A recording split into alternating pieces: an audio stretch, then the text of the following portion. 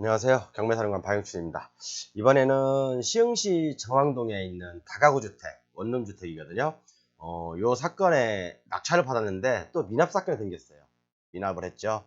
5억 3천에 낙찰을 받았는데 미납을 하셨어요. 참 이렇게 안타까운 일들이 많이 벌어지는데 왜 그럴까 생각을 한번 해봤어요. 지금 부동산 가격이 갑자기 3월 달부터 이렇게 많이 올랐잖아요. 올랐다가 지금 뭐 조금 이렇게 몇 개월 2, 3개월 정체다가 지금은 매수자가 거의 없어요. 매수자가 실종돼 버렸어요. 그러다 보니까 특히 경기도 외곽 지역인 정왕동 같은 경우는 좀 이렇게 좀 하락 추세로 접어들이지 않나. 물론 지금은 아직까지는 보합을 유지하고 있어요. 아직은 보합을 유지하고 있지만 뭐 여기서 더 폭등한다? 이것은 아닌 것 같고요. 제가 볼 때는 뭐 요거 아니면 좀 이렇게 요런 식으로 이렇게 뭐 지금 그러다 보니까 이렇게 경매에서 가장 먼저 나타나거든요.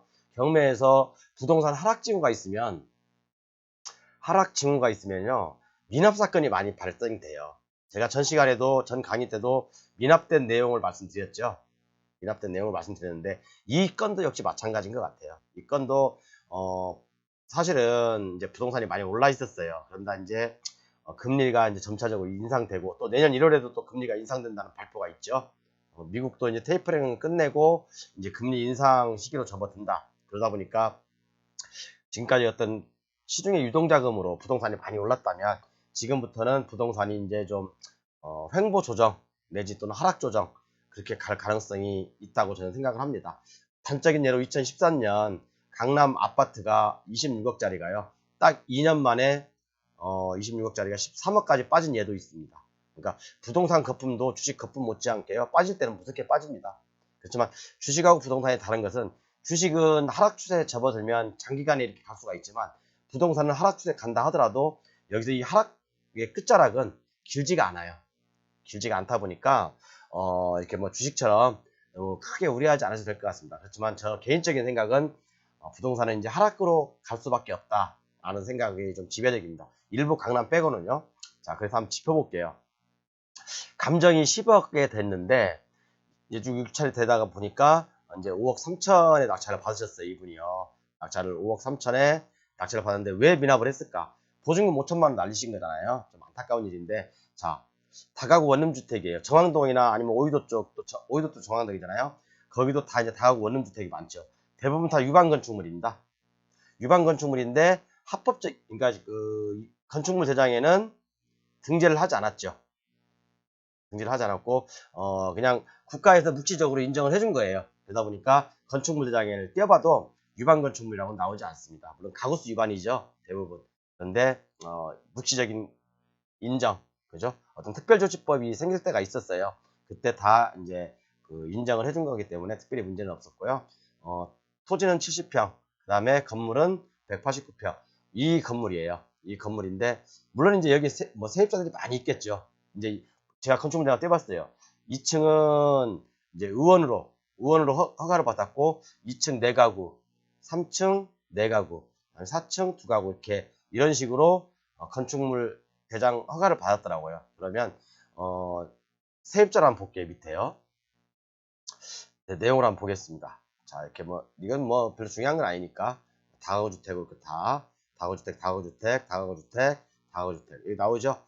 건축물 대장상에는 2층이 의원으로 돼 있는데 그러니까 한 병원으로 돼 있는데 요걸 지금 다가구로 바꾼 거죠. 5가구로 쪼갰죠. 그다음에 이 3층도 요것도 이제 4가구로 돼 있는데 한 가구 더 늘렸죠. 5가구죠. 그다음에 4층도 4가구로 건축물 대장 떼보시면 아시겠지만 4가구지만 요 5가구. 그다음에 5층은 한 가구인데 요것은 2가구. 그러니까 가구수 위반을 지금 5가구, 6가구, 7가구, 8가구를 한 거죠. 그러니까 정왕동은 대부분 다 그래요. 정왕동은 다 그렇지만 대부분 다 합법적인 건축물입니다.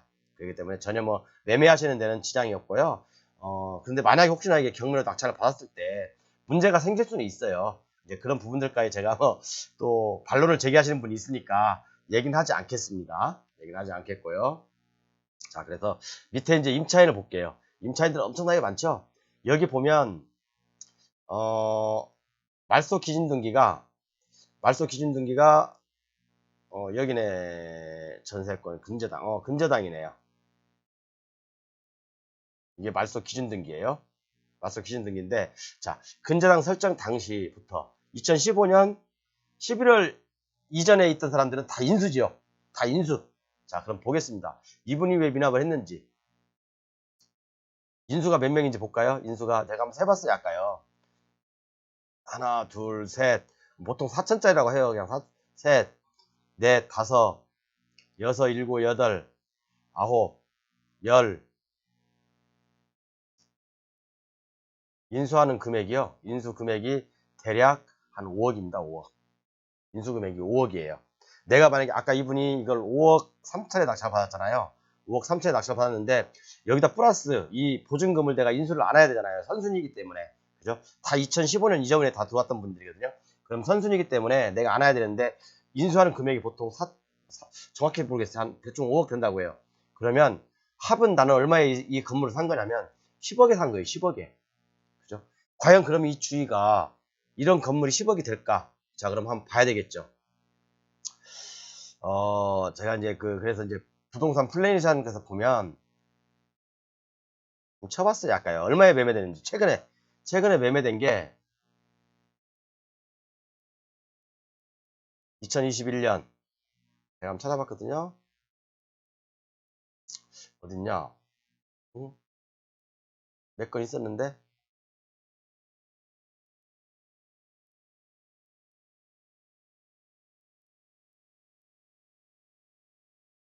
2021년에 아까 매매된 건을 가격을 보니까 아까 이제 이건 평수가 좀 넓은 거고요. 여기 있네. 비슷한 게 요거였어요. 8억 3천. 자, 8억 3천에 매매가 됐습니다. 자, 그럼 볼게요. 다시 한번. 자, 근데 이 건물이, 자, 지금 뭐 조금 올랐다고 해서 뭐, 어떤 때는 뭐, 보니까, 아까 제가 보여드린 가격은 8억 3천이었죠. 8억 3천이었죠. 그러면 한 10억이라고 해요. 그냥 뭐, 건물주분들은, 저도 건물주지만, 뭐, 자기 건물이 낮게 평가되는 걸 싫어하잖아요. 그죠? 그렇기 때문에, 뭐, 10억이라고 합시다. 10억이라고 하면, 자, 이분이 낙찰 잘못 받았는지 못 받았는지 한번 볼게요. 사실은 이 감정가는 대부분 약간 좀 시세보다 높게 평가되는 경우가 있어요. 높게 평가되는 경우가 있어요. 왜냐하면, 이제 뭐, 채무자라든가, 아니면 채권자들을 위해서 약간 좀 그런 감정평가사들도 시세보다는 약간 높게, 보통 10에서 20% 높게 책정을 합니다.